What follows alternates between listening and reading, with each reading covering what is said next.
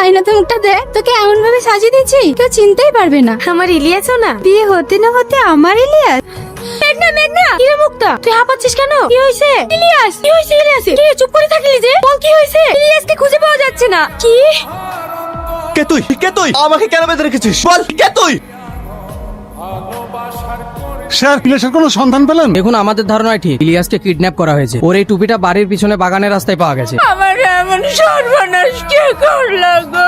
আমার ইলিয়াস খুব ভালো ছেলে, ও কারো 10 পয়সাও ক্ষতি করে না। ওর এমন শত্রু কে হলো? শত্রু আছে কিন্তু ওর না, আমার। আজ শুধু আমার জন্য ইলিয়াসকে কিডন্যাপ করা হয়েছে। আমি কথা দিচ্ছি মা, আপনার ছেলে যেখানেই থাকুক আমি ঠিক খুঁজে বার করব। চলুন অফিসার। এই ওঠ, চল। কি ব্যাপার ম্যাডাম, আমাকে ধরছেন কেন? তুই বুঝতে পারছিস না কেন তোকে ধরছি? বল ইলিয়াসকে কোথায় রেখেছিস? ইলিয়াস? কোন ইলিয়াসের কথা বলছেন? বেশি চালাকি করার চেষ্টা করিস না, হলে এখানেই